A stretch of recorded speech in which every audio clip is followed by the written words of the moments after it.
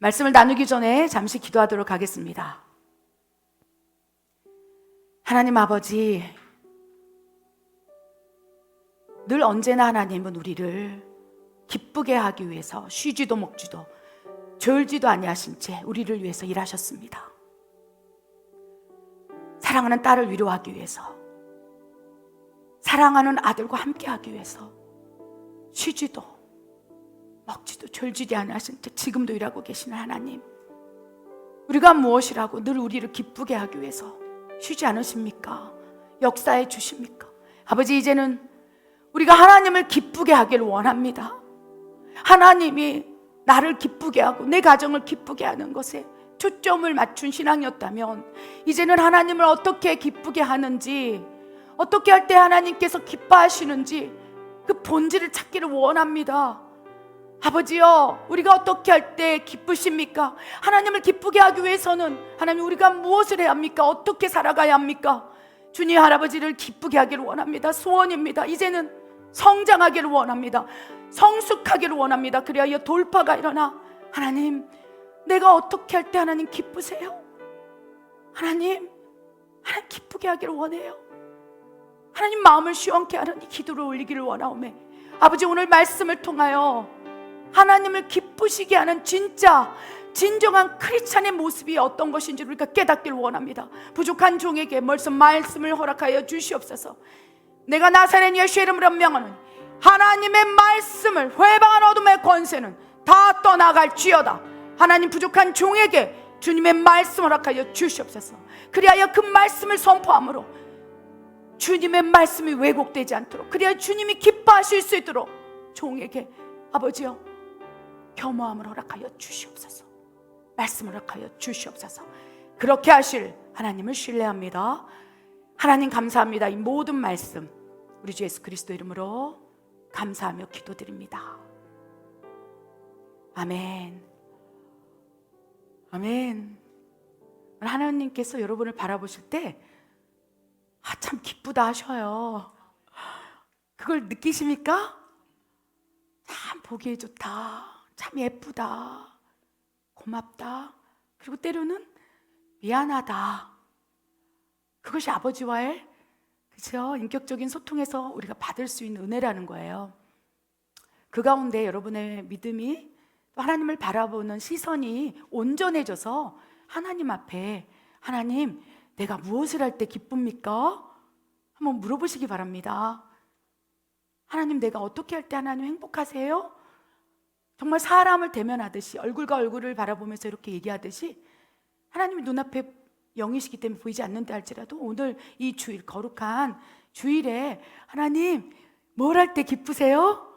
한번 물어보시기 바랍니까? 물어보시기 바랍니다. 물어보시겠습니까? 그럼 응답해 주실 거예요. 부족한 종은 지난주에 갑자기 하나님께 너무 죄송스러운 거예요. 너무나 많은 은혜를 주시고 너무나 많은 사랑을 주시고 엄청나게 우리를 기쁘게 하기 위해서 우리 성도들 삶 가운데 역사하시고 개입하셔서 변혁시켜 나가고 있을진데, 과연 나는 하나님 앞에서 기뻐하게 한 일이 무엇이 있을까? 그래서 말씀을 통해서, 그리고 기도하면서, 하나님 진짜로 우리가 어떻게 할 때 기쁘세요? 그리고 어떻게 할 때 슬프세요? 물어봤을 때 하나님께서 고린도전서 3장 16절 17절 말씀을 통해서 내가 이럴 때 기쁘다, 그리고 이러한 모습을 지닌 내 자녀들이 진짜 크리스찬이다 라고 말씀을 해주셨습니다. 우리 하나님께서 기뻐하시는 진짜 크리스찬, 그리스도인의 의미가 무엇인지 우리 고린도전서 3장 16절 17절 큰 소리로 읽도록 하겠습니다. 읽겠습니다. 너희는 너희가 하나님의 성전인 것과 하나님의 성령이 너희 안에 계시는 것을 알지 못하느냐? 누구든지 하나님의 성전을 더럽히면 하나님이 그 사람을 멸하시리라. 하나님의 성전은 거룩하니 너희도 그러하니라. 하나님께서 기뻐하시는 자녀의 모습은요, 고린도전서 3장 16절 모습이에요. 너희는 너희가 하나님의 성전인 것과 하나님의 성령, 하나님이 너희 안에 있는 것을 알지 못하느냐? 이 공간 가운데 우리 멕시코 예수사랑 교회 성도님 가운데서도 자신이 하나님의 성전이고 하나님의 영이 내 안에 계시다는 것을 알고 있고 인식하고 그것을 인정하고 동의하고 그 삶을 순종하면서 살아가는 누군가가 있을 거예요. 그 모습을 바라보면서 하나님께서는 야, 진짜 너는 크리스찬이다. 진짜 그리스도인이다. 성령님이 내 안에 계시고 내가 그걸 알고 인식하면서 동행하는 삶을 사는 그런 자녀의 삶을 하나님께서 기뻐하신다는 거예요. 다른 게 없어요. 늘 말씀드리지 않습니까? 교회를 수십 개를 세우고 어떠한 헌신과 봉사를 할지라도 진정한 진짜 그리스도인이 아니라면, 진짜 예수의 영신 성령님이 내 안에 계셔서 인도함을 받고 함께 아바 아버지라고 부르면서 살아가지 않는다면 무슨 소용이냐. 그래서 하나님이 진짜 인정하시고 기뻐하시는 그리스도인, 크리스찬의 모습은요, 내 안에 하나님이 계시고 그걸 알고 있는, 그리고 인식하고, 아멘? 그러면 아무것도 안 해도 돼. 내가 할게. 아버지가 할게. 그러면서 그 영안의 성전을 거룩히 지키기 위해서 몸부림치는 삶을 살고자 애쓰는 그 마음을 보면서 내가 너를 기뻐한다. 그러면서 내가 너를 이제는 기쁘게 할게. 너는 가만히 있어. 내가 하는 일을 보라. 그러시면서 그렇게 하나님을 바라보는 자녀들을 기쁘게 하기 위해서 쉬지도 먹지도 졸지도 않고 쉼 없이 일하시면서 그 딸을 기쁘게 하기 위해서 막 급족해 하시는 거예요. 이것이 아버지의 마음이라는 것입니다. 그렇기 때문에 우리가 이 아버지의 마음을 안다면 안식할 수 있어요. 자유할 수 있어요. 그리고 힘들 때마다 아버지, 너는 내게 부르짖으라. 내가 너에게 응답하겠고 크고 비밀한 일을 보이리라. 너는 가만히 있어. 내가 일하는 것을 보라. 그리하여 아버지가 원하시는 것, 하나님이 원하시는 것을, 하나님이 일하는 것을 보면서 하나님 살아계심을 알고 믿음이 성장하는 것, 이것을 기뻐한다는 것입니다.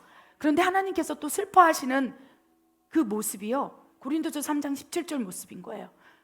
하나님의 성전, 교회를 더럽히는 사람들, 우리 영안의 성전을 더럽히는 사람들.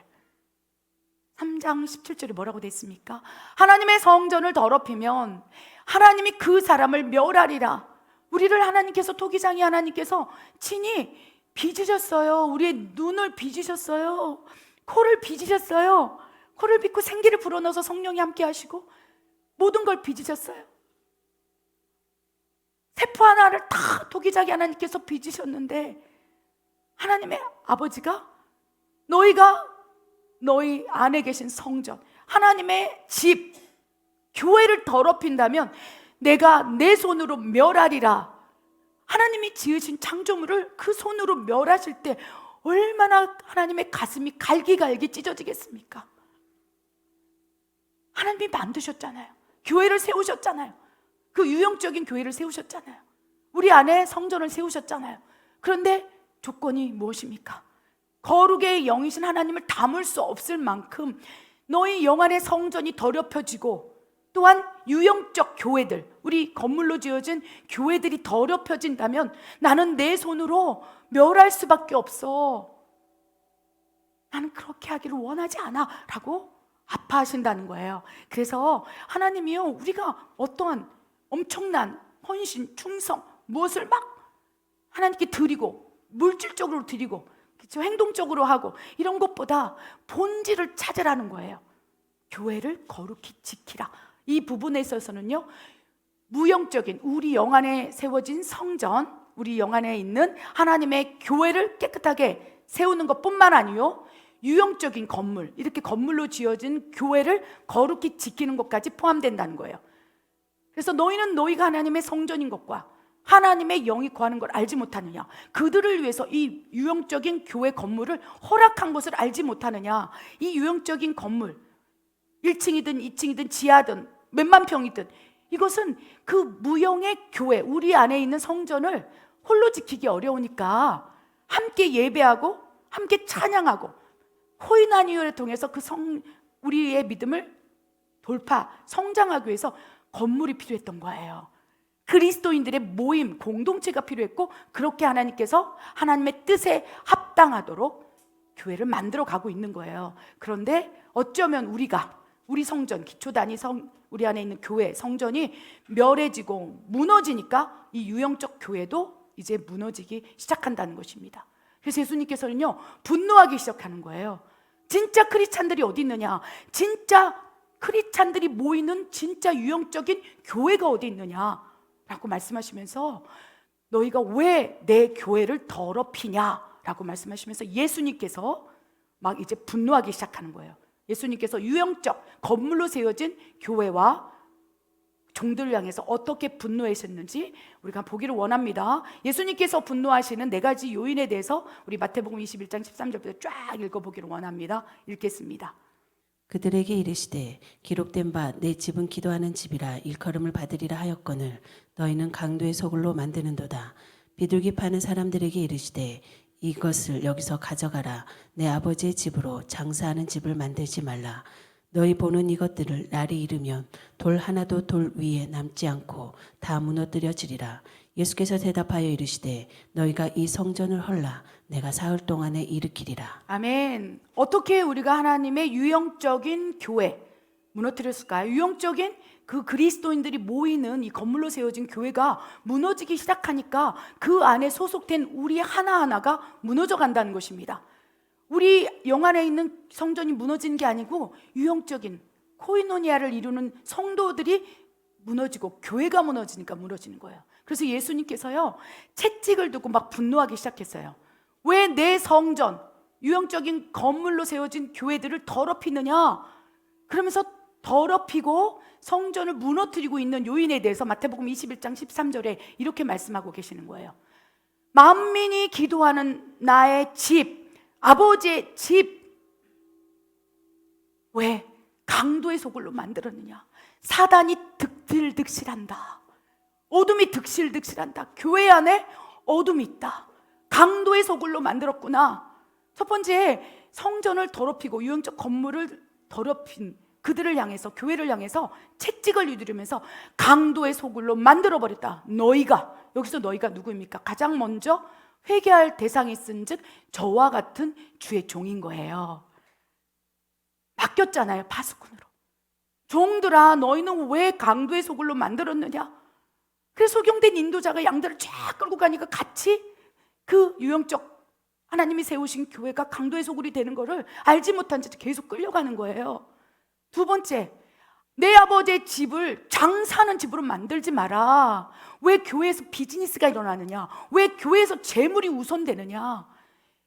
재물을 많이 섬긴 자들이 우선되고 재물을 가진 자들이 교회 주인 되는 이 영적 분위기, 강도의 소굴로 만들어버렸다.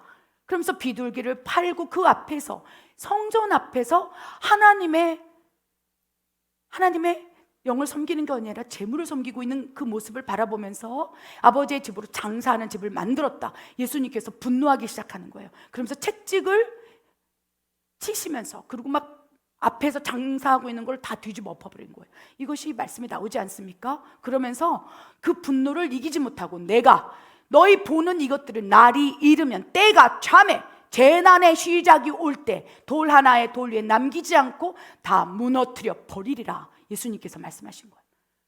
그러면서 예수님께서 이제 돌 위에 돌 하나도 남기지 않고 이제 전 세계 열방의 교회들을 클로즈 시킨 거예요. 누가복음 21장 16절, 내가 돌 위에 돌 하나도 남기지 않고 내가 다 무너뜨리는데 너는 보라 하시면서 마지막 때의 징조에서 쫙 얘기해요. 누가복음 21장 그 하반부로 뭐라고 돼 있는 줄 아십니까? 처처에 난리와 난리 소문이 일어날 것이고 전염병이 성행하리라. 그럴 때 나는 강도의 소굴로 만들어버려진, 장사하는 소굴이 되어버린 유형적인 건물을 내가 다 무너뜨리고 내가 새롭게 성전을 세우리라.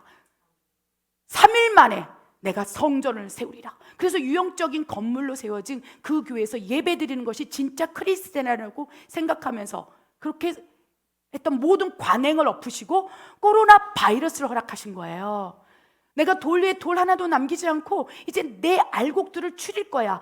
이제 다시 내가 죽고 나서 3일 만에 부활해서 3일 안에 너희 영 안에 성전을 세워 나갈 거야. 이것이 굉장히 영적으로 의미가 있는 말씀입니다. 아멘. 유형적 세워진 건물, 교회들이 사탄의 강도의 소굴이 되어버리고 장사하는 소굴, 그리고 그것이 세습이 일어나고 내 자녀에게 주기 위해서 모든 법적인 절차를 바꾸고, 그래서 우리 멕시코 예수사랑 선교회 교회는 분쟁이 일어나면 다 멕시코로 환원하는 조건으로 우리가 지금 사역하고 있지 않습니까? 두렵고 떨리는 거예요. 그것이 네 거냐 내 거냐. 그런데 주의 종들은 이 교회, 유형적인 교회의 소유자라고 생각하는 그 누군가는요, 그것이 내 것인 줄 알고 세습을 하고, 그죠? 그 안에서 팔고, 성도수 계산해서 팔고, 이런 것들이 장사하는 집으로 만들어놨다. 하나님의 분노가 일어나면서 이건 아니지, 이건 아니야, 내가 무너뜨려 볼 거야. 그런데 전 세계 열방의 교회들을 무너뜨릴 방법이 없는 거예요. 그러면서 코로나 바이러스 재난의 시작이라, 진짜 크리스찬들이 어디 있느냐, 재난의 시작이라, 그러면서 막 전 세계 전염병을 허락하신 거예요. 그 안에서 사탄이 밀가부르듯이 교회를, 성도들을 공격하는 걸 허락하신 거예요. 그래서 교회들이 한순간에 전체 온 세상의 교회들이 문을 닫고 예배를 드리지 못하는 그 상황 속에서 이제 성전을 허물어 버리고, 너희 영 안에 하나님의 성전이 있는 것을 알지 못하느냐, 네 안에 있다. 유형적인 건물이 필요 없다. 이제 강도의 속으로 만들어버린 유형적인 건물을 내가 헐어버리고 너희 영 안에 하나님의 성전을 지으리라. 이 성전을 헐라. 내가 3일 만에, 너희가 예수 그리스도가 십자가에 죽으시고 죽으신 지 3일 만에 다시 살아나는 것을 믿는다면 너희 영 안에 내가 죽고 다시 3일 만에 산 그 능력으로 너희 영 안에 성전을 지으리라 라고 말씀하셨다는 거예요. 그리고 예수님께서 십자가에 죽으시고 돌아가신 지 3일 만에 벌떡 일어나셔서 부활하셨다는 걸 믿는 그 자녀의 영 안에 성전이 세워지고 있다는 것입니다. 아멘. 놀라운 영적인 의미가 있어요. 그래서 여러분, 이제는 유형적인 교회 건물보다 우리 안에 예수님이 죽으시고 3일 만에 우리 영 안에 성전을 세운 이 우리 영 안에 있는 하나님의 교회를 거룩하게 지키기 위해서 목숨을 걸어야 된다는 거예요. 우리 영 안에, 내 안에 있는 하나님의 나라를 거룩히 지키기 위해서 몸부림친다면, 우리가 2-3 사람이 모이면 예수님이 함께 하시고, 그렇죠? 10 사람이 모이면 교회 공동체가, 그러면 그 유형적 교회도 거룩해질 수밖에 없다는 거예요. 그래서 이 유형적 건물로 세워진 교회가 더럽혀진 이유는 너희 영 안의 성전을 너희가 먼저 더럽혔기 때문에 유형적 건물도 같이 강도의 소굴이 되어버리는 것이다 라고 말씀을 하신다는 것입니다. 아멘. 그러시면서 하나님께서 이제 코로나 바이러스라는 재난의 시작, 하나님께서 강제적으로 돌 위에 돌 하나 남기지 않고 확 허물어버리고 다시 코로나 바이러스 2년 동안의 팬데믹을 통해서 우리 영 안에 새 성전을 지었었는데, 그 이후에 이제 부류들이 5부류로 갈라지기 시작해요. 우리가 보면 다 크리스찬이라고 얘기하지만 하나님의 관점으로 볼 때는요, 5가지 유형의 모습들이 이제 우리 안에서 나타난다는 것입니다. 우리 5가지 교회 유형에 대해서 살펴보겠습니다. 읽겠습니다. 교회를 안 다니는 불신자들, 교회를 안 다니는 크리스천들, 교회만 다니는 사람들, 교회는 열심히 다니지만 진정한 성전이 아닌 성도들, 교회를 다니면서 진정한 성전이 된 크리스천들. 우리 5가지 교회 성전의 부류 중에 여러분은 어디에 속해 있습니까? 저는 어디에 속해 있을까요? 우리 코로나 팬데믹이라는 이 초유의 사태 속에서 유형의 교회를 허무시고 우리 안에 성전을 세우셨어요. 그러면서 너무나 엄청난 교회 안에 변혁이 일어난 거예요. 그럴 때 이제는요, 교회를 안 다니는 이제 불신자들의 이제 유형들이 막 불같이 일어나기 시작했어요. 교회를 안 다니고 있는 불신자들. 불신자들은 원래 교회를 안 다녔습니다. 그래서 그런 불신자들은요, 이 코로나 팬데믹이라는 삶 속에서 이제 더 불신의 마음이 깊어지고 이제 교회를 안 다니는 불신자의 길을 막 쭉 가고 있는 거예요. 여러분 주변에 교회 안 다니는 불신자들이 많지요. 제 주변에도 많습니다. 그런 부류가 있을 수 있다는 거. 그런데 이제는 어떤 부류가 또 나타났냐? 교회를 안 다니는 크리스천들이 나타났다는 거예요. 제가 한국에 집회를 갔을 때 그 안에 성전이 있어요. 어떤 권사님의, 어떤 집사님의 믿음 생활을 볼 때요, 그분이 성령님과 함께 하셨어요. 성령님과 함께 동행하고 있어요. 그런데요, 교회를 안 다니는 거예요. 그리고 진짜 크리스찬인 거예요. 그러면서 하나님께서 이 교회를 다니지 말아라, 그런 감동을 주셨대요. 그래서 분별해 봤습니다. 진짜일까? 그런데 하나님은요, 우리의 고정관념을 깨버리는 거예요. 그래서 우리 유형적으로 세워진 교회를 채찍을 휘두르면서 열방 전체의 모든, 그렇죠? 수천 개의 교회를 확 허무실 정도로 하나님은 변혁을 일으켜 가고 있는 거예요. 고정관념을 파괴하고 있는 거예요. 우리의 선입견, 내가 교회를 다닐 때 진짜로 뭐 구원받는다, 이런 고정관념을 파괴하고 코로나 팬데믹 상황 속에서 2년 동안 가정에서, 가정교회를 통해서 믿음을 지키는 진짜 크리스천들이 있는데 교회를 다니지 말라는 감동을 줬다는 거예요. 물론 그 가운데 또, 그렇죠, 여러 부류가 있겠습니다. 교회를 안 다니는 크리스천들, 진짜 크리스찬들이 있을 수 있다는 거예요. 그리고 가정에서 교회를 드리기 시작하는 거예요. 예배를 드리기 시작하는 거예요. 그리고 그 안에서 하나님의 교회를 세워나가는 거예요. 그래서 지금은요, 교회를 안 다니는 크리스찬들을 통해서 마지막 때 환난을 통과할 수 있는 믿음, 가정 교회를 세우면서 믿음을 허락하고 계시다는 것을, 새로운 패러다임인 거예요. 그래서 이 교회를 안 다니는 크리스찬들이 있다는 것. 그런데 그 믿음을 보면 조금 위험할 수는 있어요. 왜? 함께 해야 되는데 함께 하지 않기 때문에 자칫 다른 길로 가버리면 그것이 맞다고 여겨질 수 있다는 거예요. 그런데 우리는 신앙 코이노니아 공동체에서 누군가를 통해서, 그것이 이제 담임 목사든 장로든 누군가를 통해서 집사님 그건 좀 아닌 것 같아요, 그러면서 함께 기도하고 중보하고 함께 코이노니아를 통해서 올바르게 성장할 수 있는 그런 기회가 좀 없다는 거. 그렇지만 교회를 안 다니는 사람 중에서 진짜 크리스찬이 있다는 거예요. 이것이 새로운 변혁의 흐름 속에서 하나님 지금 교회를 운행하는 방법이라는 것입니다. 그렇다면 교회를 안 다니는 불신자들과 교회를 안 다니는 진짜 크리스찬들, 그 가운데 왜 교회를 안 다니는지 우리가 말씀을 보기를 원합니다. 교회를 안 다니는 사람들 왜 교회를 다니지 않을까요? 읽겠습니다. 여러분 주위에는 믿지 않는 자들이 많이 있습니다. 그들은 여러분이 잘못 살고 있다고 말할지도 모릅니다. 그러므로 착하게 사십시오. 그들이 여러분의 선한 행동을 보고 그리스도께서 다시 오시는 날에 하나님께 영광을 올려드릴 것입니다. 아멘. 교회를 안 다니는 불신자들, 여러분 한번 물어보십시오. 주변에 상사가 있습니까? 그리고 교회를 안 다니는 크리스찬들이 있어요. 그래서 교회는 안 다니는데 말씀을 읽고 있어요. 그리고 막 기도하고 눈물을 흘리면서 하나님을 사모하고 있어요. 한번 물어보십시오. 왜 교회를 안 다니세요? 그러면 베드로전서 2장 12절의 모습 속에서 상처를 받았기 때문이에요. 믿지 않는 자들이 많아요. 그리고 팬데믹 이후에는 특이사항이 교회를 안 다니는 진짜 크리스찬들이 있다는 거. 그런데 그들은요, 크리스찬들이, 교회 다니는 사람들이 잘못 살고 있다고 생각해요. 교회를 안 다니는 이유는, 크리스찬들이 더 사기꾼이 많아, 이기적이야, 사랑이 없어, 크리스찬들이 저렇게 불법을 행하는데 크리스찬들도 욕도 해, 잘못 살고 있어, 저들은 착하지 않아. 여러분 어떻습니까? 불신자들의, 저는 물어볼 용기가 없어요. 왜 교회를 안 다니세요? 그러면 정말 24시간 얘기해도 끝이 없습니다 하면서 줄줄줄줄 얘기하는 거예요. 어떻게 교회 목사님들이 세습을 할 수 있어요? 어떻게 교회에서 그런 모습을 있어요? 어떻게 장로가, 어떻게 권사님이 어떻게 그럴 수가 있어요? 어떻게 교회에서 장사를 해요? 어떻게 교회를 사고 팔아요? 하나님의 집인데, 만민이 기도하는 집인데 어떻게 그럴 수 있어요? 라고 많은 교회를 안 다니는 불신자들, 교회를 안 다니는 진짜 크리스찬들이 그렇게 얘기할 수 있다는 거예요.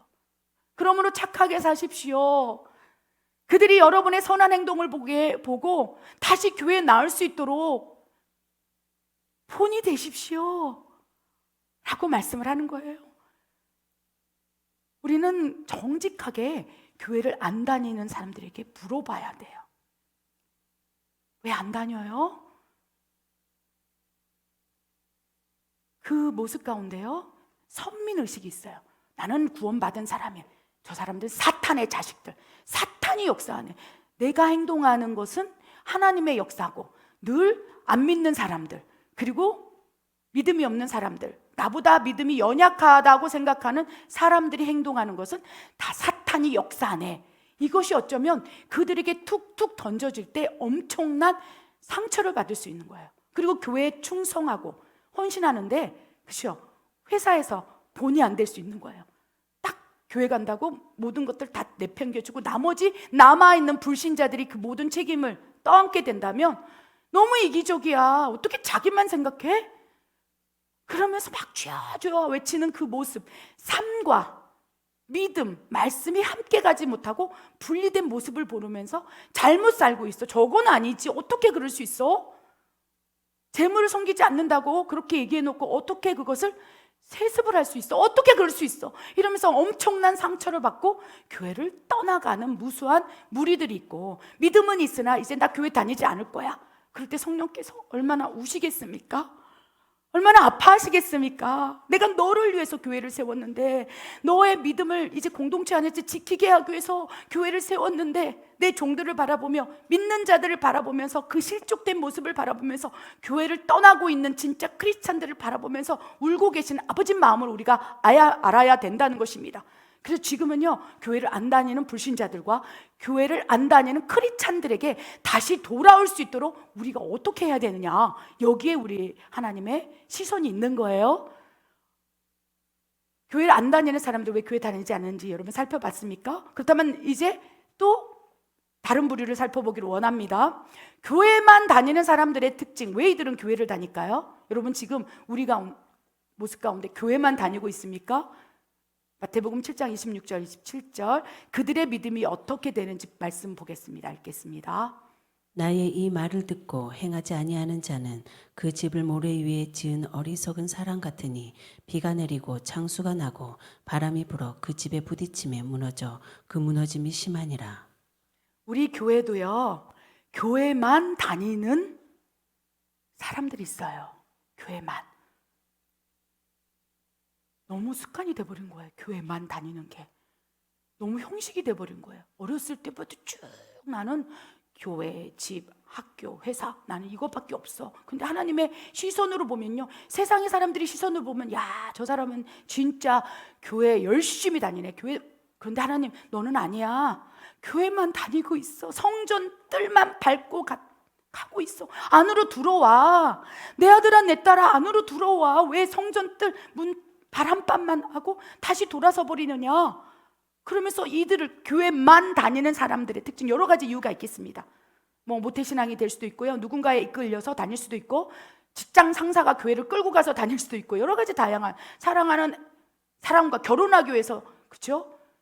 서운하고 교회 다닐 수도 있어요. 근데 여러 가지 다양한 이유가 있겠지만 교회만 다니는 거, 그 첫 발을 내딛었으면 이제 성정 뜰 안으로 들어가서 교회를 다니기를 원한다는 거예요. 그런데 교회만 다니는 거예요. 유형적인 건물만 밟고 다니고 있다는 것입니다. 그럴 때 어떠한 문제가 있느냐, 비가 내리고 창수가 나고 바람이 불면, 즉 고난이 오고 문제가 생기고 어려움이 있고 뭔가 엄청난 고통이 들어오면 와르르 무너져 버린다는 거예요. 진짜 교회만 다니는 사람과 진짜 크리스찬의 모습은요, 고난 속에서 빛을 발합니다. 고난 속에서 정금같이 되어나는 거예요. 내가 가는 길을 오직 주가 아시나니 내가, 그렇죠, 정금같이 되어나리라. 어떻게? 단련하신 후에, 나를 하나님께서 단련하신 후에 어떻게 단련하십니까? 비가 내리고 장수가 나고 고통, 어려움, 훈련대장을 딱 옆에 세워도 막 흔들어대면서도 굳건히 딱 서 있는 거예요. 근데 교회만 다니는 사람은요, 문제가 있죠, 어려움 있죠, 고통이 있죠. 그러면 바로 그 믿음의 분량이 바로 드러나는 거예요. 하나님 나한테 왜 이러시는 거예요? 하나님께서 우시는 거예요. 내 아들아 내 딸아 이제 안으로 들어와. 아버지 안으로 들어와. 아버지께 부르짖어봐. 그러면 아무리 비가 내리고 창수가 나고 바람이 불고 엄청난 어려움이 있을지라도 그 안에서 내가 해결해 줄게. 내가 위로해 줄게. 내가 역사해 줄게. 너의 문제가 아니라 내 문제로 이제 내가 감당해 줄게. 시험 당할 즈음에 피할 길을 내줄게. 아버지 앞에 나와 라고 말씀하신다는 거예요. 그래서 교회만 다니는 사람들의 특징, 우리 주변에도 있지 않겠습니까? 그러면 문제가 딱 일어나면 발락 떨면서 막 무너져 내릴 믿음 볼 때 아, 저분은 교회만 다니는구나 라고 생각하시기 바랍니다. 어쩌면 내가 교회만 다니고 있을지도 모른다는 거예요. 근데 문제는 교회만 다니면요, 성령님께서 우리 영 안에 내주하시사 동행하실 수 없는 거예요. 지성소 안으로 성소문을 열고 한 발을 내딛고 지성소 안으로 쑥 들어가야지만이 내 안에 성전에 하나님의 영이 임하시고 지성소 안에서 하나님과 교제할 텐데, 지성소는 들어가지도 못하고 성소 휘장은 갈라놓지도 못하고 그냥 한 발만 뗐다가 교회만 다니고 바로 하나님이 어떻게 할까봐, 하나님이 뭐를 시킬까봐 두려워서 한 발을 탁 빼버리는 거예요. 그러니까 야, 들어와 괜찮아 여기가 가장 안전한 처소야. 시편 91편을 통해서 지존자의 그늘에 사는 자여 들어와라, 지성소로 들어와라, 아버지 집으로 들어와라. 여러분, 그 한 발을 더 깊이 내두세요. 교회만 다니지 않길 바랍니다. 아멘. 교회만 다니다가 어느 순간 아, 내가 이제 한 발을 다시 교회 안으로 깊이, 하나님 안으로, 지성소 안으로 들어가야 되겠다. 이제 그때부터 엄청난 전쟁이 일어납니다. 그리고 나서 네 번째 부류가 되기 시작한다는 거예요. 교회는 열심히 다니지만 진정한 성전이 아닌 이제 사람의 모습의 특징이 나타납니다. 우리 마태복음 6장 24절부터 쭉 읽기를 원합니다. 읽겠습니다. 한 사람이 두 주인을 섬기지 못할 것이니 혹 이를 미워하고 저를 사랑하거나 혹 이를 중히 여기고 저를 경히 여김이라. 너희가 하나님과 재물을 겸하여 섬기지 못하느니라. 그러므로 이제 그리스도 예수 안에 있는 자에게는 결코 정죄함이 없나니 이는 그리스도 예수 안에 있는 생명의 성령의 법이 죄와 사망의 법에서 너를 해방하였음이라. 그러므로 우리가 낙심하지 아니하노니 우리의 겉사람은 낡아지나 우리의 속사람은 날로 새로워지도다. 어쩌면 하나님께서, 예수님께서 채찍을 드시고 막 교회 유형적인 건물 막 채찍을 휘두르시면서 어떻게 내 집을, 아버지의 집을, 만민이 기도하는 집을 강도의 소굴, 사탄의 소굴로 만들었냐.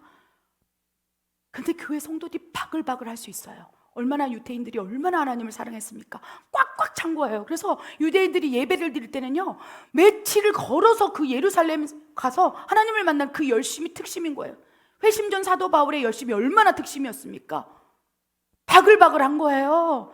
지금도 그렇죠. 바글바글해요. 교회 안에 바글바글한데 너희는 교회만 다닌다.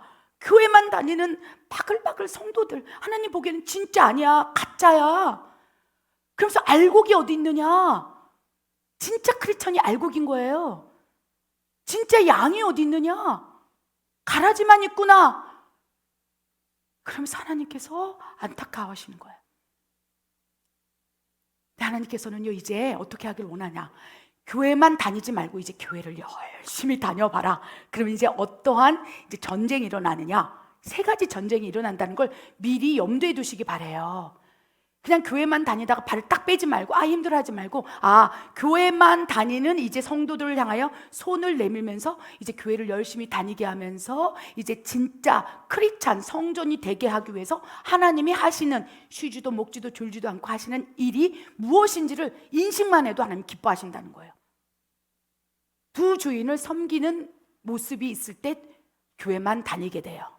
진짜 교회를 다니는 진짜 크리스찬들은요, 두 주인을 안 섬겨요. 나와 내 집은 오직 여호와만을 섬긴다. 나와 내 집, 나는 진짜 어떠한 순간에도 나는 하나님만 섬길 거야. 그런데 주변을 보면요, 두 주인을 섬겨요. 심지어 그렇죠? 다른 종교를 섬기는 사람도 있어요. 막 불교도 섬기고.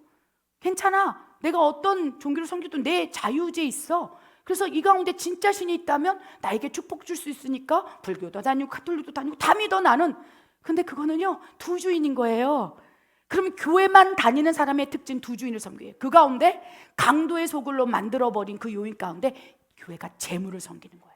재물과 하나님을 겸하여 섬길 수 없다라고 마태복음 6장 24절에 말씀하고 계시는 거예요. 너희가 오직 여호와만을 섬긴다면 내가 재물 줄게, 내가 형통하게 해줄게, 내 영혼이 잘된 같이 범사가 잘 되고 강건하기를 내가 너를 위해서 간구하고 있으니 네가 여호와만을 섬긴다면 두 주인이 아니라 오직 나와 내 집은 하나님 한 주인만을 섬기겠습니다라고 결단하면서 교회만 다니는 것이 아니라 교회 안으로, 지성소 안으로 딱 들어온다면 내가 이제 재물을 섬기지 않는 너의 믿음을 들어 내가 축복해 주리라.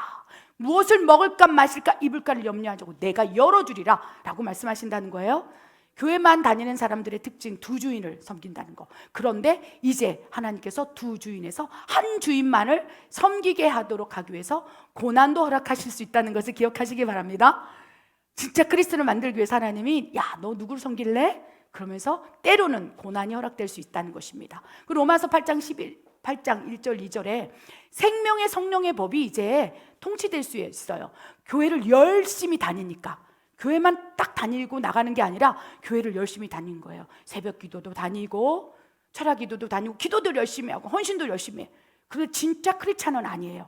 왜냐하면 그 안에 성전에 하나님이 안 계시니까 막 육의 열심으로 다니는 사람이 있을 수 있다는 거예요. 근데 하나님이 그들을 바라보면서 이제 생명의 성령의 법이 그를 통치하기를 원해요. 막 은혜를 쏟아붓기를 원해요.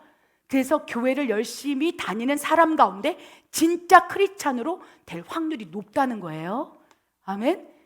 성령님께서 터치만 하신다면, 아멘. 겉사람은 낡아지고 내 안에 속사람, 하나님의 영이 막 강하게 역사된다면 교회만 다니는 사람보다 교회를 열심히 다니고 하나님을 사모하는 마음으로 열심히 충성한 사람에게 성령의 충만함이 부어질 확률이 높기 때문에 엄청난 역사가 순식간에 일어날 수도 있는 거예요. 우리는 다 이 단계에 있어요. 그래서 교회는 열심히 다니지만 진정한 성전이 아닌 사람들의 특징은 아직도 여전히 내가 두 주인을 섬기고 있는 거예요. 그리고 사망의 법의 통치를 받고 있는 거예요. 그리고 겉사람의 기질이 너무 강하여서 그쵸, 막 화를 내고 하면서 내 속사람을 힘들게 하는 거야. 그러니까 내 아들아, 언제까지 너는 교회는 열심히 다니는데 성질이 그 모양이니? 언제까지 너는 내가 이렇게 참아준다고 생각하니 언제까지 내 딸아 너를 기다려줘야 되니? 그렇게 얘기할 수 있다는 거예요. 그런데 그 아버지 하나님의 눈물, 나를 보고 힘들겠다, 하나님의 근심, 나를 바라보면서 탄식, 하나님이 나 참아주시니라고 진짜 많이 아팠겠다, 나 같은 딸을 보고 계신 게 얼마나 힘들까. 그 마음이 딱 우리에게 임하게 된다면 그 찰나에 진짜 크리스찬이 되는 거예요. 교회만 다녔어도. 그렇죠? 교회를 안 다니는 불신자도, 교회 안 다니는 크리스찬도 그 아버지의 마음, 딱 하나님의 마음만 딱 접촉이 된다면, 주파수가 딱 맞아진다면 이제 진짜 크리스찬이 되는 거예요. 성령이 임하심으로 진짜로 하나님 보시는 너는 진짜다, 진짜 크리스찬이라 라고 말씀하실 수 있다는 것입니다.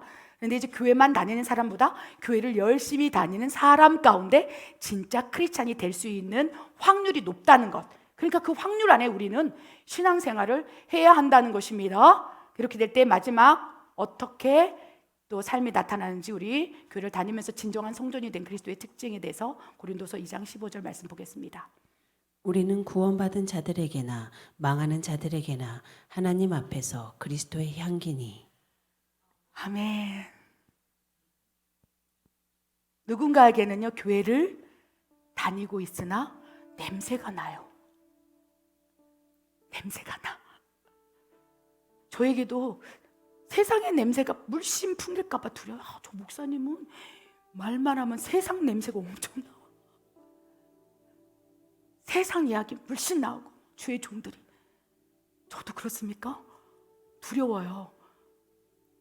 그 세상의 냄새, 악취, 사탄의 영향력에서 내가 물들어갈까 봐 하나하나 분리해 나가는 거예요. 미디어를 분리해 보려고 노력을 하고, 세상 사람들을 분리할 수 없어요. 왜? 그들에게 복음을 전해야 되니까. 그래서 자꾸 하나님 편에 가까이 가기 위해서 자꾸 지성소 문을 두드리는 거야. 아버지 잘못했어요, 아버지 용서해 주세요. 내가 오늘 또 세상 냄새를 푹푹 풍기면서 다른 사람에게 실족을 하게 했네요. 내가 주의 종인데, 내가 선교사로 사는데 어쩌면 내가 재물을 섬기고 있는 모습을 성도들이 보므로 실족될까 봐 두렵습니다 이러면서 막 이 안에 두려움이 있는 거예요. 근데 이 두려움은 내가 가지는 두려움이 아니라 하나님께서 나에게 주는 선한 두려움인 거예요. 하나님 부어주시는 거예요. 그런데 어떨 때 부어주십니까?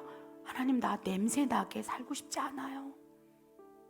내 삶 이제 향기가 나고 싶어요. 딱 나를 볼 때 향기가 나. 하나님 앞에서 예수님의 향기가 나서 그 향기를 맡고 막 그 향기에 취하는 거예요. 와, 예수님이 저랬을까? 사도 바울이 회심 전에 그는 냄새가 났어요. 엄청난 열심을 가지고 엄청나게 섬겼던 사람이에요. 그런데 그에게서는 냄새가 났어요. 열심은 있으되 성령에 없으니까, 그 안에 교회가 아니니까 회심 전 사도 바울에게는 세상 냄새가 났어요. 그래서 막 그리스도인들을 때려 죽이고 냄새가 나는 거예요. 그래서 피하기 시작하는 거예요.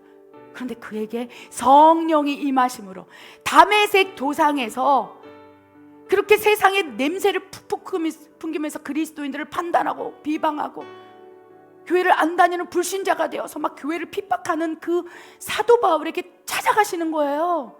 회심전 사도 바울에게 찾아가서 그 냄새 나는 사도 바울에게 손을 내미시는 거예요. 사울아, 사울아, 내 딸아, 왜 너는 나를 핍박하니?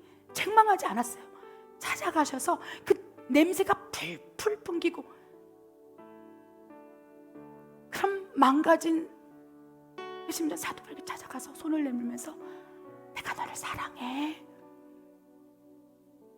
그리고 영의 눈을 열어주시는 거예요. 육의 눈을 닫으시고 육의 눈을 닫고 영의 눈으로 보라. 그랬을 때 사도 바울은요, 딱 엎드렸어요. 내가 죄인입니다. 내가 냄새를 풍기고 살았던 사람입니다. 용서하여 주시옵소서. 잘못했습니다. 했을 때 그를 그리스도의 향기로, 엄청난 권능의 종으로 그를 바라볼 때 하나님처럼 느끼게 만들어버리는 거예요. 그래서 교회를 안 다니는 불신자 이방인들이요, 사도 바울을 보면요, 능력을 통해서 하나님을 경험한 게 아니에요. 그의 삶, 내가 사나 죽으나 그리스도의 것이로다. 갈라디아서 2장 20절을 통해서 그는요, 지성소로 들어간 거예요. 내가 그리스도와 함께 십자가에 못 박혀 죽었나니 이제는 내가 사는 것 아니오 내 안에 그리스도께서 사시는 것이라. 내 안에 그리스도께서 사니까 내 안에 성전이라는 걸 사도 바울이 인식했던 거예요. 너희는 너희가 하나님의 성전인 것과 하나님의 성령이 너희 안에 있는 것을 알지 못하느냐. 내가 그리스도와 함께 십자가에 못 박혀 죽습니다. 이제 내가 사는 것은 육체로 사는 것이 아니고 내 안에 성령, 내 안에 성전, 예수 그리스도를 믿는 믿음으로 살겠습니다. 그랬을 때부터는요, 사도 바울의 냄새는 죽어봐. 냄새가 사라지고 이제 그리스도의 향기가 막 일어나기 시작합니다. 우리가 그리스도 안에서 죽을 때, 내가 진짜 죽어버리고 내 안에서 하나님, 내 안에 계신 성령님이 살아나기 시작할 때, 속사람이 강력해지기 시작할 때, 성령 하나님이 나를 통치하기 시작할 때, 그때서야 하나님이 나 너무 기쁘다 내 딸아. 그 기쁨을 참지를 못하는 거예요. 그러면 막 성령을 통해서 예수 그리스도 향기를 막 만방에 흘려보내는 거예요. 그를 바라보고 그리스도 향기가 나오는 여러분을 바라보고, 와, 저 사람을 보니까 예수님이 살아계신 것 같아. 저 사람을 보니까 진짜 하나님이 살아계시는 것 같아. 저 교회를 보니까 하나님이 역사하시는 것 같아. 저 교회를 보니까, 저 목사님을 보니까, 저 교회 다니는 사람을 보니까, 내 부인을 보니까 하나님이 진짜 계셔. 나도 교회 좀 데리고 가주세요. 교회 안 다니는 불신자를 그렇게 전도할 때 진짜가 되는 거예요. 진짜로 만들기 위해서는 내가 죽고 말씀대로 삶으로 살아내는 두 주인이 아니라 생명의 성령의 통치의 법에 따라서 정말 속사람이 운행하시면서 사는 그 삶. 그러면서 하나님께서 하나님을 기쁘게 하는 믿음은 너희가 하나님의 성전인 것을 아는 자. 너희는 너희가 하나님의 성전인 것과 하나님의 성령이 너희 영 안에, 교회 안에 있는 것을 알지 못하느냐. 그것을 알고 인식하고 늘 기뻐하고 행복해하고 나와 하나님이 함께 계시다는 것을 인정하는 삶을 사는 그 한 사람, 그가 아무것도 안 해도 돼요. 그런데요, 그렇게 우리 안이 진짜 천국, 하나님 나라가 되고 성전이 되면 이 안에서 행하시는 이는 하나님이시니 하나님 기쁘신 소원을 두고 막 행하기 위해서 저절로 자발적 순종이 나오는 거예요. 저절로 기쁨의 순종이 나오는 거예요. 누가 시키지 않아도 교회가 아버지 집이고 내 집이고, 그래서 예수님도 내 집, 아버지 집. 그럴 때 하나님께서 그 교회를 통해서 역사해 주시기 시작한다는 거예요. 너무 두렵고 떨림으로 이 말씀을 전합니다. 우리 다섯 가지 부류. 여러분 주변에 교회 안 다니는 불신자가 있습니까? 여러분이 먼저 그리스도의 향기가 되보십시오. 그러면 나을 수밖에 없어요. 그리고 교회를 안 다니고 있는 크리스찬들을 판단하지 않길 바랍니다. 그들 안에 사정이 있어요. 이 팬데믹을 통해서 마지막 때를 대비하기 위해서 가정 교회화 시키는 거예요. 가정에서 예배드리고, 가정에서 교회가 되고, 가정 안에서 환난 때 믿음을 지킬 수 있도록 훈련하고 있는지 어떻게 하십니까? 그래서 교회를 안 다니는 크리스찬들이 있을 때 진짜라면 판단하지 않기를 바랍니다. 그리고 그들이 이제 진짜 하나님이 원하시는 기뻐 찾으시는 교회를 만나서 정말 아름다운 코이노니아 교제를 하도록 기도해 주는 것. 그리고 교회만 다니고 있습니까?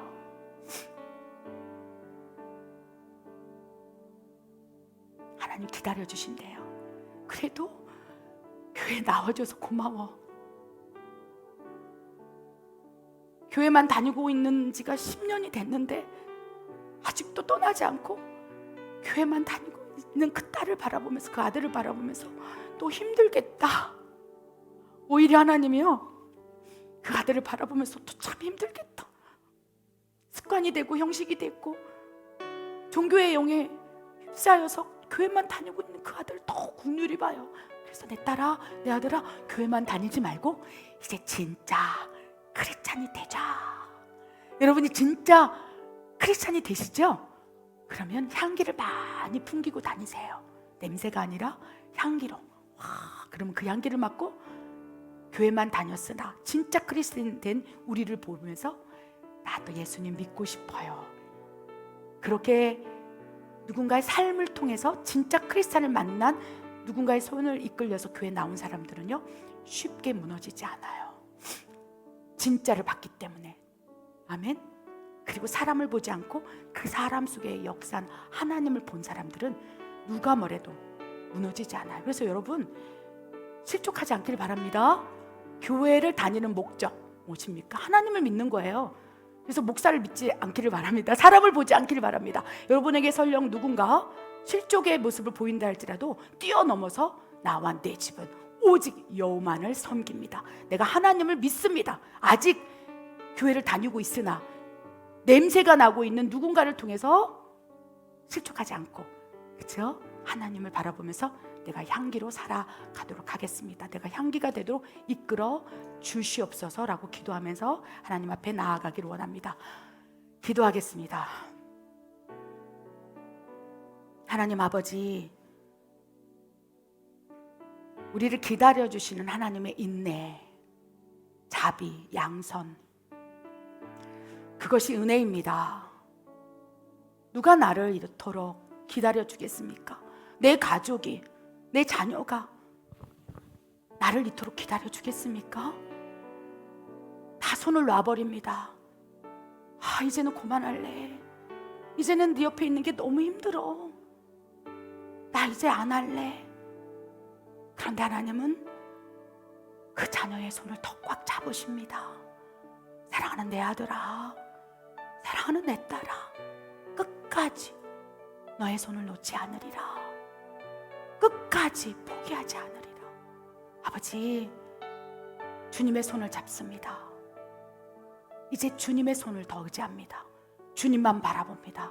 그리하여 진정으로 하나님 안에서 그리스도의 향기가 되도록 아버지여 더 손을 꽉 잡아주시고 인도하여 주시옵소서. 우리 교회만 다니는 누군가가 있습니까? 주님, 주님의 위로가 임하기를 원합니다. 고맙다. 아버지의 음성을 받고 이제 진정한 교회가 될 수 있도록 역사해 주시옵소서. 그렇게 하시를 하나님을 사랑합니다. 신뢰합니다. 이 모든 말씀 우리 주 예수 그리스도 이름으로 감사하며 기도드립니다. 아멘.